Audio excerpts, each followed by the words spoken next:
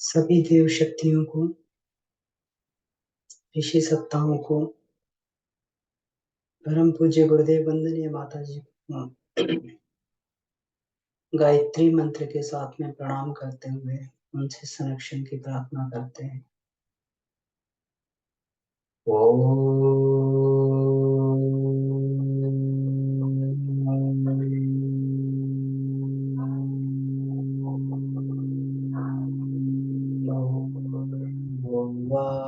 स्वाहा तत्सवितुर्वरेण्यं भर्गो देवस्य धीमहि धियो यो न प्रचोदयात्।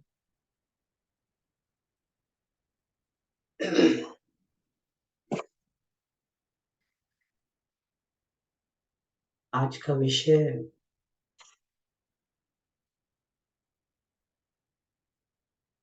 उच्च स्तरीय साधना का तत्व ज्ञान है।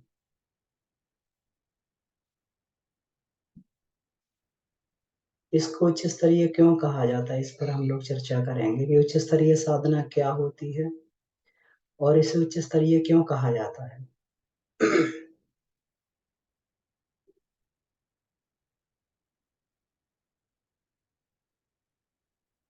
हम लोग अब से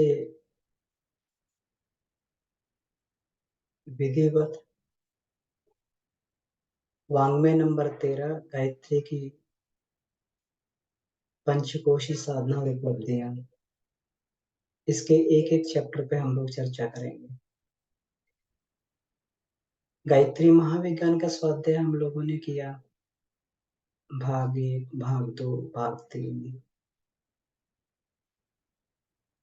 गायत्री महाविद्या के सूत्रों को हम लोगों ने समझा और समझ के जितना भी जिस अंशों में भी बन पड़ा हमने अपने अंदर धारण किया।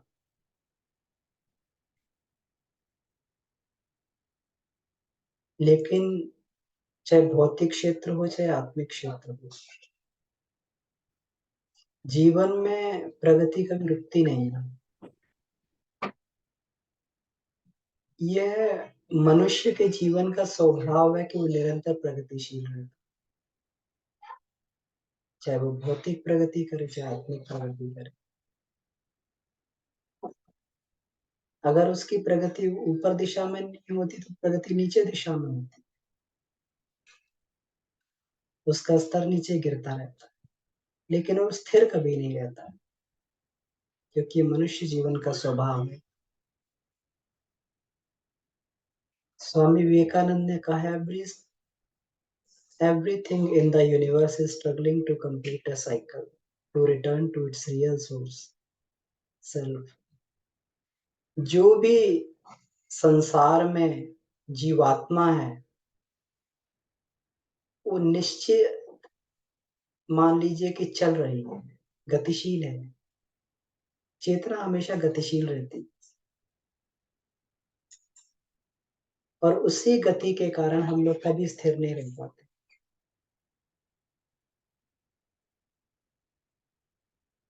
तो इस प्रगति को, हमारी प्रगति सही दिशा में हो,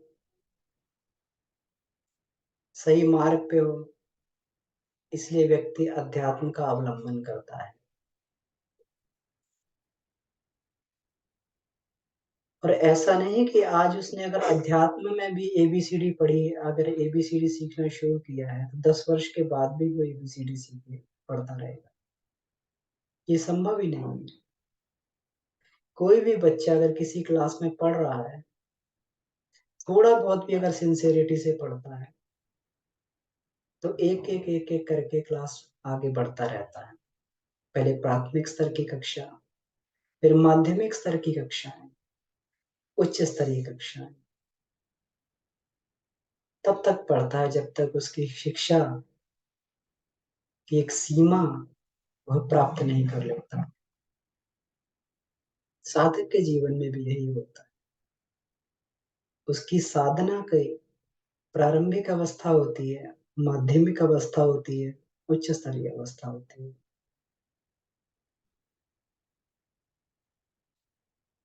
प्राथमिक अवस्था वह है, अगर हम इसको देखें, तो दैनिक उपासना, संध्या वंदन, एक प्राइमरी स्कूल की पढ़ाई, प्राथमिक स्तर की पढ़ाई इसको बोला जा सकता है। जो व्यक्ति और इससे आगे बढ़ता है, अनुष्ठान करता है, पुरस्चरण करता है और आगे बढ़ता है, तो इसको माध्यमिक स्तर की पढ़ाई बोल सकते हैं कि हाँ, हमने माध्यमिक स्तर की पढ़ाई कर ली। इसके बाद फिर वो जब आगे बढ़ता है और आगे बढ़ने का प्रयास करता है, तो उच्च स्तरीय, जिस प्रकार से विश्वविद्यालय की पढ़ाई लोग करते हैं, महाविद्यालय में जाते हैं, कॉलेज में जाते हैं, यूनिवर्सिटीज में जाते हैं पढ़ने के लिए, उसी प्रकार से साधक भी आगे बढ़ता है और उच्च स्तरीय साधना की कक्षा में प्रवेश करता है।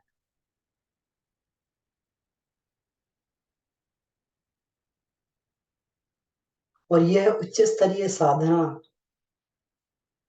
में दो महत्वपूर्ण, और दो ही महत्वपूर्ण साधन है, दो ही महत्वपूर्ण साधन जिसको उसको लेके चलना पड़ता है, योग और तप।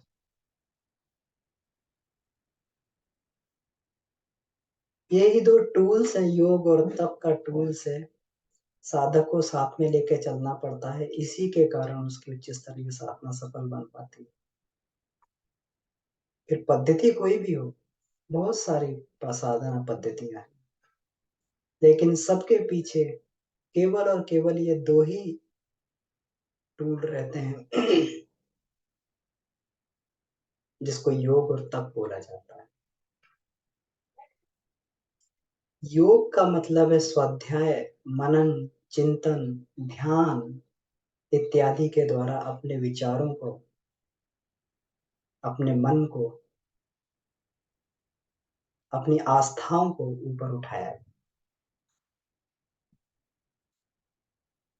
योग इसीलिए किया जाता है कि अभी तक जो भी हमारी मान्यताएं थी, जो भी विचारणाएं थी, जो भी आस्थाएं थी, वो भले ही शूद्र स्तर की हो, लेकिन अब जुड़ेंगे किसी अच्छी शक्ति से, किसी ऊपर वाली शक्ति से जुड़ने के लिए जा रहे हैं, तो ये भी फिर उच्च दिशा में चलना चाहिए।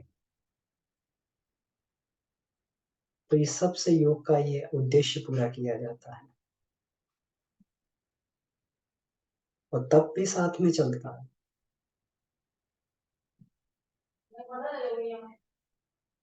तब से व्यक्ति अपने जीवन में संचित कुसंस्कारों का, संचित दुष्प्रवृत्तियों का निवारण करता है। दोनों ही काम साथ में चलते हैं। जब किसी कपड़े की रंगाई होती है, तो उसमें दोनों ही काम किए जाते हैं। पहले उस कपड़े को धोया जाता है, उसका मैल निकाला जाता है, और मैल निकालने के बाद में फिर उस पर रंग चढ़ाया जाता है, तब उसकी रंगाई होती है। ये दोनों ही उद्देश्य। तो यहाँ पर उच्च स्तरीय साधना किसी विशेष पद्धति पर निर्भर नहीं करती, एक विशेष मानसिकता पर निर्भर करती। किसी व्यक्ति की आस्था जितनी उच्च स्तर की हो,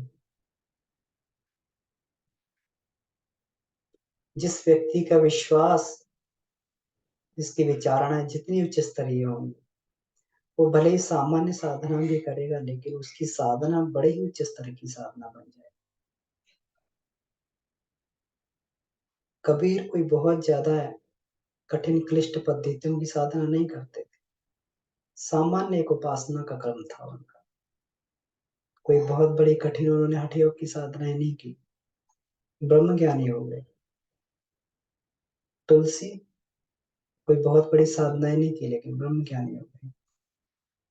गुरु नानक साहब बहुत बड़ी साधनाएं नहीं की, सामान्य क्रम था, लेकिन मनस्थिति बहुत ही उच्च स्तरीय थी। अव्वल अल्लाह नूर उपाया, कुदरत दे सब बंदे, एक नूर ते सब जग जिया कौन भले। कबीरा मन निर्मल भया जैसे गंगा नीर, पीछे पीछे हरि फिरत कहत कबीर कबीर। तो साधक की मनस्थिति पे ये निर्भर करता है कि वो किस कक्षा में है।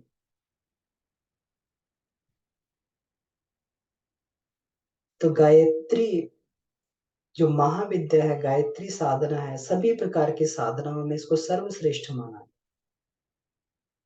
क्योंकि गायत्री कभी निष्फल नहीं जाती है। और इसमें, इस साधना में भी, गायत्री की उच्च स्तरीय साधना में भी दो प्रकार की साधनाएं साधक करता है, जिसमें एक साधना को गायत्री की पंचकोशीय साधना, सावित्री साधना बोला जाता है, और दूसरी साधना को कुंडलिनी जागरण की साधना।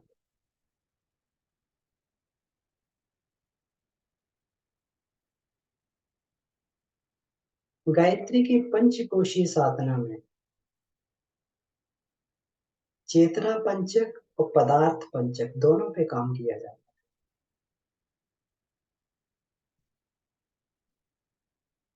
हमारी चेतना पांच प्राणों से मिलकर बनी। प्राणों, ये प्राण ही चेतना में के अंदर स्फुरण संवेदना पैदा करते हैं। इन प्राणों के कारण ही हमारी चेतना हमेशा निश्चय गतिवान रहती है, गतिशील रहती है।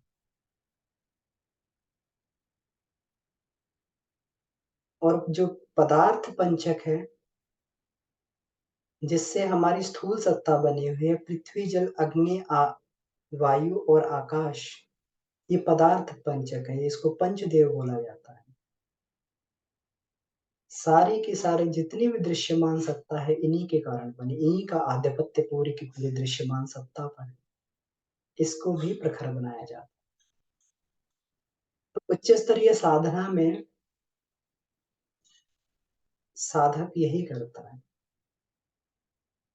पंच प्राणों को, पंच तत्वों को परिष्कृत करके और अपने पांच आवरणों को एक एक करके धीरे धीरे धीरे धीरे हटाता हुआ वो आत्मा के पास में, आत्म दर्शन वाली स्थिति के पास में पहुंच जाता है, जिसको अंतिम लक्ष्य बोलते हैं। इसलिए इस साधना को निरापद साधना बोला जाता है। इसमें कहीं कोई साइड इफेक्ट नहीं होता पंचकोशीय साधना में। और जो दूसरी साधना है, कुंडलनी की साधना है।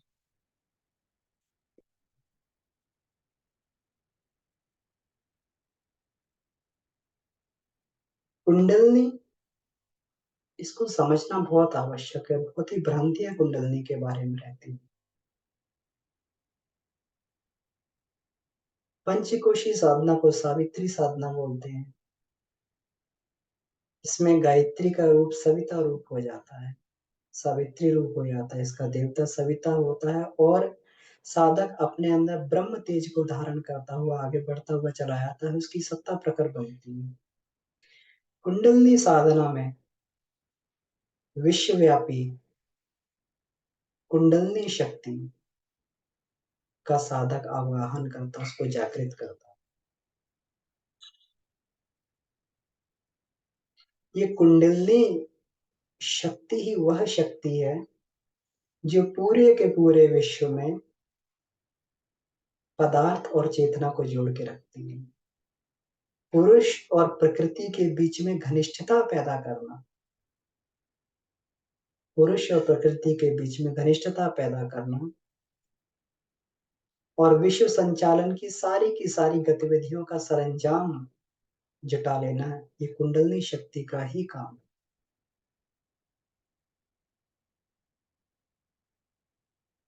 आत्मा में, आत्मा बिल्कुल निर्लिप्त होती है, वो कहीं किसी से लिप्त नहीं होती, शुद्ध चैतन्य।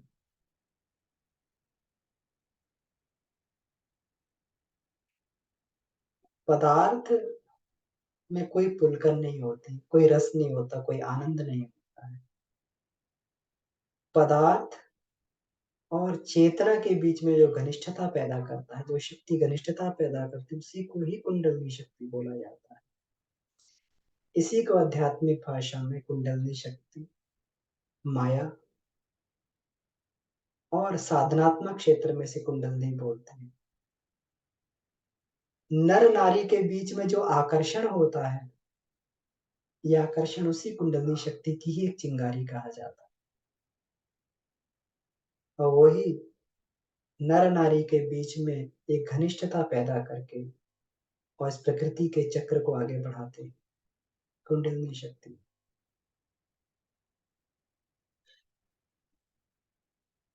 हमारा प्राण, हमारे अंदर की चेतना, आत्मा और हमारा शरीर इस कुंडलिनी शक्ति के कारण ही बंधा रहता है।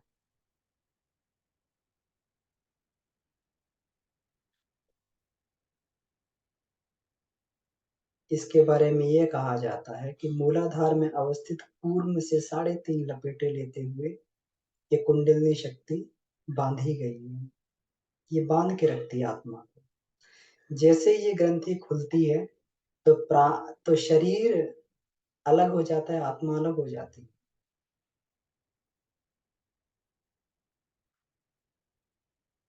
तो ये कुंडलिनी शक्ति की सिद्धि दृश्य जगत में, अपने दृश्य जगत को, अपनी स्थूल सत्ता को प्रखर बनाने के लिए कुंडलिनी शक्ति का अवगाहन किया जाता है, इसकी साधना की जाती है।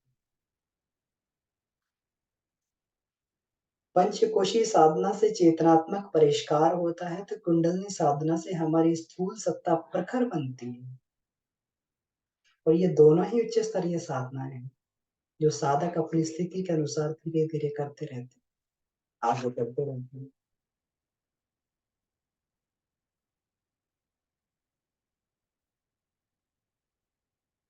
साधना की पद्धति चाहे कोई भी हो, लेकिन उसमें उच्च स्तरीय मन स्थिति का साधक का इस साधक को इसमें समावेश करना पड़ता है।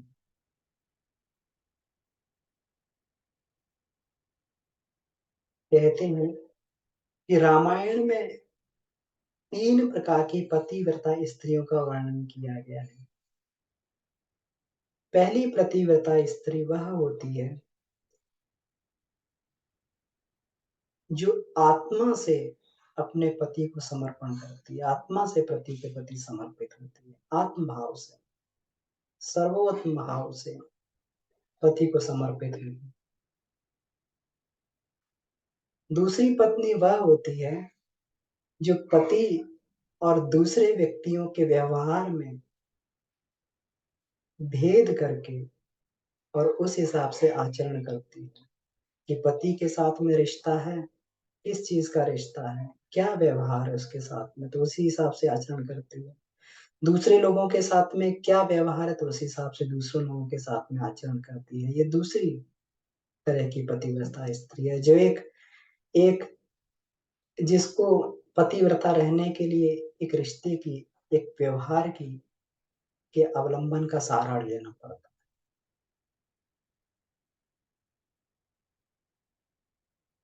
तीसरी प्रकार की पत्नी वह होती है कि जो संसारिक भय से,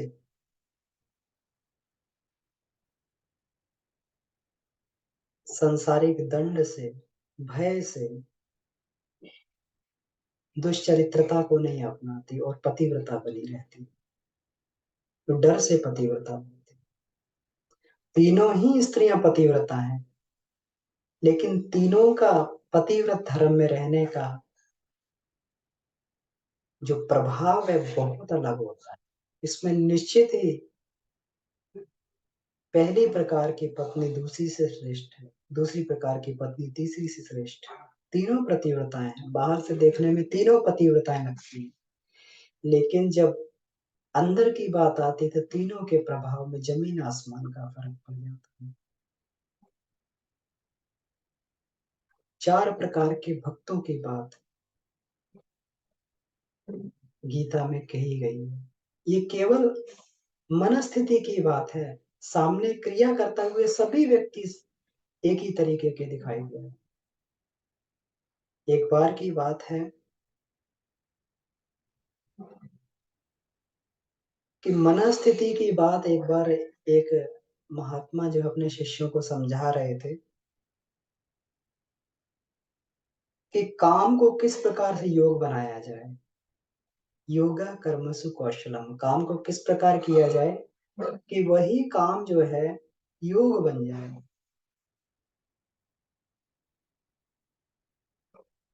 एक मजदूर के पास में गए जो मंदिर के निर्माण के लिए कुछ पत्थर तोड़ रहा था। उस मजदूर से जाके पूछा कि भाई तुम क्या कर रहे हो। वह मजदूर क्रोध से बोला, दिखता नहीं है, इन पत्थरों से अपना सिर तोड़ रहा हूं। कितनी जीवन में कष्ट हैं, कितनी कठिनाइयां हैं, कितनी परेशानियों का सामना करना पड़ता है। तरह तरह के वो अपने हिसाब से तर्क देने लगा। बड़ी ही खराब स्थिति। कितना काम करना पड़ता है, कितना कम पैसा मिलता है, कितनी मेहनत करनी पड़ती है। वो महात्मा दूसरे व्यक्ति के पास, दूसरे मजदूर के पास में गए, उससे पूछा कि भाई तुम क्या कर रहे हो। उसने कहा मैं मेहनत मजदूरी करता हूँ, अपने परिवार का पेट पालता हूँ, भरण पोषण करता हूँ। एक भगवान ने परिवार की जिम्मेवारी दी है, उसका निर्वहन कर रहा हूँ। इससे जो कमाई होती है मेरे परिवार का भरण पोषण इससे होता है। ठीक है। इस वाले व्यक्ति का उत्तर पहले से श्रेष्ठ था। इसकी भावना भी अलग थी। तीसरे मजदूर के पास में जाते हैं, उससे पूछते हैं भाई तुम क्या कर रहे हो। मैं पत्थर तोड़ रहा था। उसने कहा बड़े ही सौभाग्य का अवसर है, प्रभु का मंदिर बन रहा है और प्रभु के मंदिर में मुझे योगदान करने का अवसर मिला है, जो जन्मों जन्मांतरों में किसी खास व्यक्ति को ही प्राप्त होता है। कई जन्मों का पुण्य उदय हुआ तो मुझे यह अवसर प्राप्त हुआ भगवान के काम में अपना सहयोग श्रम लगाने, भगवान के काम में सहयोग देने का, अपना श्रम लगाने का, अपना पसीना बहाने का मुझे यही मिला है। बड़ा ही मन प्रसन्न रहता है ये बात सोचकर। और उसकी एवज में मुझे धन भी प्राप्त हो जाता, जिससे मेरे सारे कार्य, मेरे उत्तरदायित्व जिससे भली प्रकार चल रहे हैं।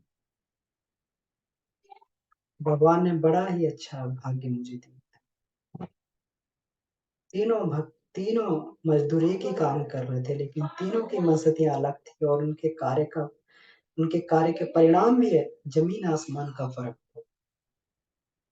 इसी प्रकार से साधक भी जो साधना करता है, सामने तो सभी लोग जप करते हुए दिखाई देते, उपासना करते हुए दिखाई देते, लेकिन उनकी मनस्थिति के अनुसार उनके पुण्य फलों का भी परिणाम भी अलग अलग हो जाता है। गीता में 4 प्रकार के भक्तों की बात की। वह पहला भक्त वह भक्त होता है जो केवल संकट आने पर या फिर अपने भौतिक स्वार्थों की पूर्ति के लिए भगवान को याद करता है। साधना सफल हो गई तो वाहवाही करता है, अपने आप को श्रेय देता है कि मैंने साधना कर ली। और अगर साधना असफल रहती है तो मार्गदर्शन को, साधना की पद्धति को, साधना के विधान को, सबको कोसता है, सब बेकार है। पहला भक्त इस प्रकार का होता है। दूसरा भक्त वह होता है जो कौतूहलवश, एक खोजी दिमाग का व्यक्ति जो किसी खोज में रहता है, कौतूहलवश वह ईश्वर की उपासना करता है कि देखूं तो सही कि भगवान होता भी है कि नहीं होता है, करके देखता हूँ। ये दूसरी प्रकार का भक्त है। तीसरे प्रकार का भक्त वह होता है जो रिद्धियों सिद्धियों के लिए वह ईश्वर की पूजा उपासना करता है। यह भी भक्त सफल होते हैं। जितने भी राक्षस थे रिद्धियों सिद्धियों के लिए पूजा करते थे, ब्रह्मा जी से वरदान ले लेते थे, तो ये सफल हो जाते थे, उनको रिद्धियां सिद्धियां मिल जाती थी।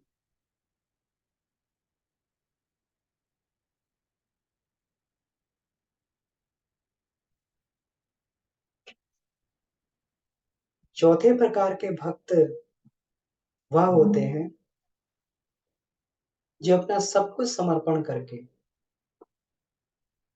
जिन्हें इस संसार की वस्तुओं से कोई मतलब नहीं, केवल आत्मिक प्रगति के लक्ष्य को लेकर, अपने परिष्कार के लक्ष्य को लेकर, ईश्वर के प्रति समर्पण करके वो उपासना करते हैं। वो चौथे प्रकार के भक्त। इसमें इसमें भी निश्चित ही जो है, हर एक की स्थिति अपने पिछले वाले की स्थिति से क्रमशः अच्छी होती है।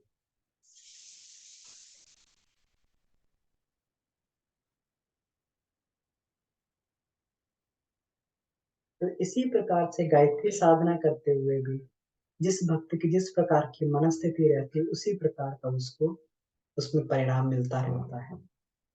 तो उच्च स्तरीय साधना का मतलब उच्च स्तरीय साधना का विधान नहीं है, उच्च स्तरीय मनस्थिति है।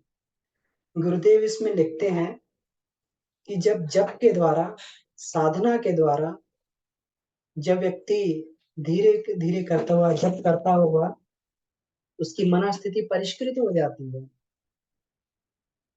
उसकी मनस्थिति मजबूत हो जाती है, उसमें से खरपतवार निकल जाती है, तो उस शुद्ध भूमि में फिर संस्कारित होने के बाद में उसमें कुछ बीज बोना पड़ता है। तो जब से मनोभूमि परिष्कृत होती है, ऐसा नहीं है कि वो जो है उस विधान को, जप वाले विधान को छोड़ दिया जाए और सीधे जो है कूद कर वहां आ जाया जाए। तो साधना का विधान कोई बहुत बड़ा इसमें वो नहीं रखता है,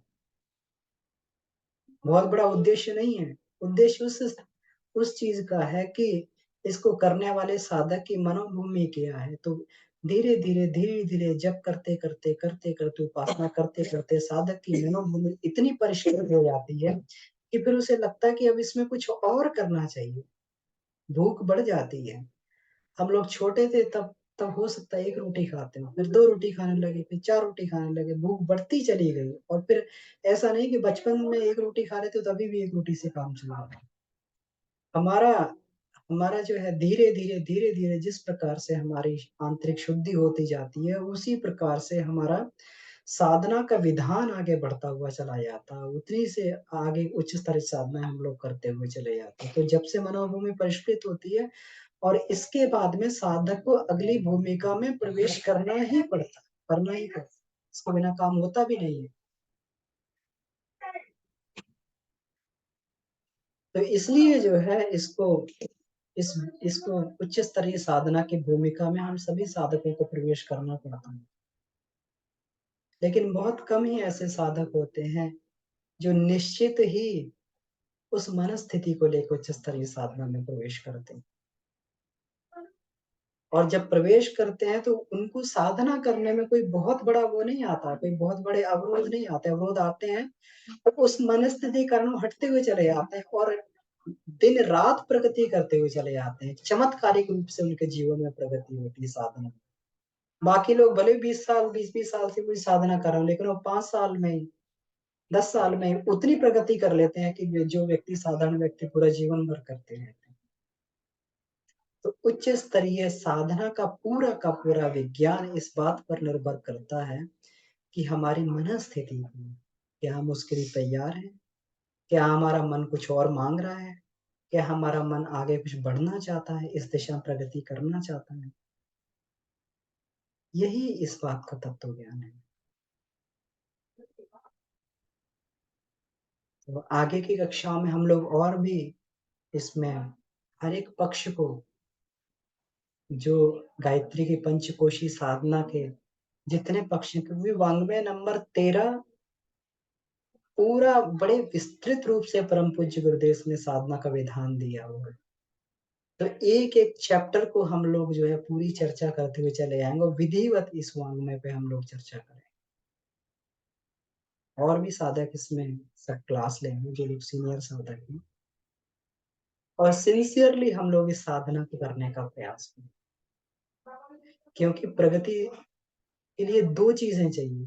पिछली बार भी हम लोगों ने चर्चा की थी, ज्ञान और अनुभव, दोनों चीज़ चाहिए। स्वाध्याय के माध्यम से हमें ज्ञान प्राप्त होगा, जो अभी हम कर रहे थे, भगवान से जुड़ना, श्रद्धा हमारी स्वाध्याय के माध्यम से, ज्ञान के माध्यम से ही श्रद्धा हमारी परिपक्व होगी और उस श्रद्धा को फिर अपने मनोभूमि परिपक्व बनाने के लिए फिर अभ्यास किया जाएगा, अभ्यास में उतरा जाएगा फिर उसको ज्ञान को, उससे हमारी प्रगति होती हुई चलेगी। तो सिंसियर रूप से हम लोग स्वाध्याय भी करते रहेंगे, मनन चिंतन भी करते रहेंगे और साधनात्मक विधान जो परम पूज्य गुरुदेव ने बताए हैं, उसका भी हम लोग धीरे-धीरे करके वो करते रहेंगे, उसका भी हम लोग धीरे-धीरे करके आगे बढ़ते रहेंगे। तो अब इसमें जो है 8:14 हो गया है, तो प्रश्नोत्तरी का समय 15 मिनट का है हमारे पास में है। तो हम लोग इसमें प्रश्न उत्तर वाले उसमें आ सकते हैं। जी, तो किन्हीं का कोई प्रश्न बनता हो इसमें तो पूछा जा सकता है।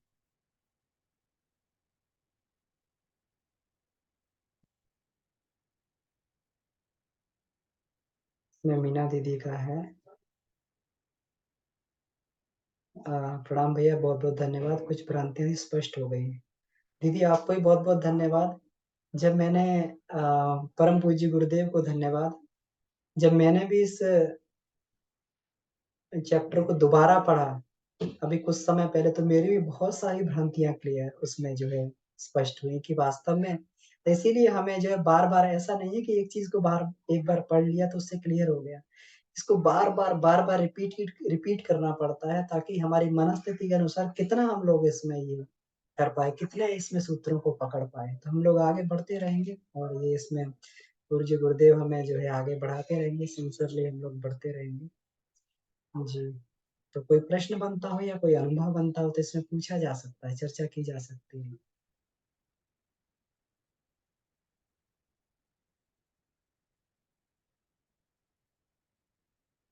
नहीं तो कुछ भी अपना अनुभव इसमें बताया जा सकता है। सभी लोग इसमें साधक हैं, बहुत सीनियर साधक हैं, वो लोग साधना कर रहे हैं।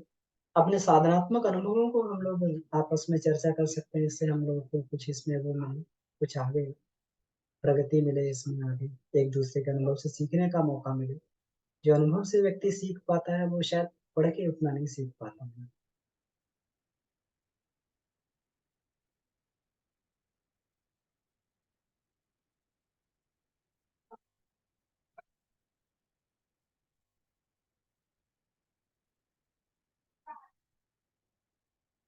ठीक है, अगर किन्हीं का कोई प्रश्न नहीं बनता है इसमें या कोई इसमें अपना अनुभव नहीं शेयर करने का बनता है, तो फिर हम लोग जो है इस क्लास को यहीं पे समाप्त कर सकते हैं।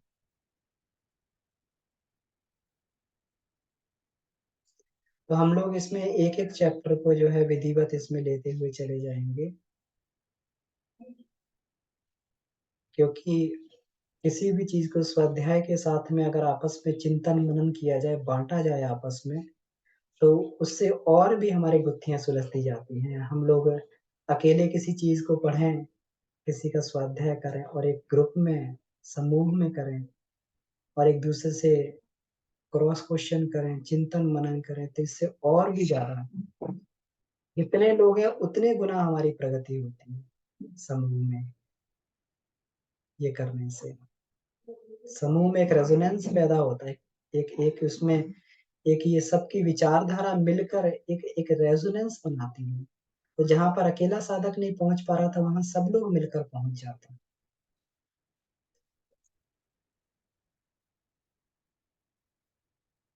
तो आइए फिर इसी के साथ में हम लोग आज की क्लास को समाप्त करते हैं। परम पूज्य गुरुदेव वंदनीय माता जी से हम लोग प्रार्थना करते हुए और ऐसे ही हम लोग आगे जीवन में साधना के पथ पर बढ़ते रहें, ऐसी उनसे प्रार्थना करते हैं।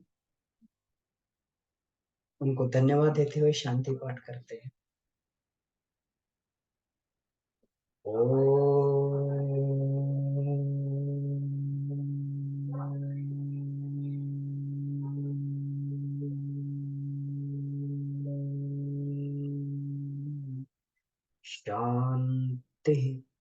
शांति शांति। समाप्त। सभी को प्रणाम।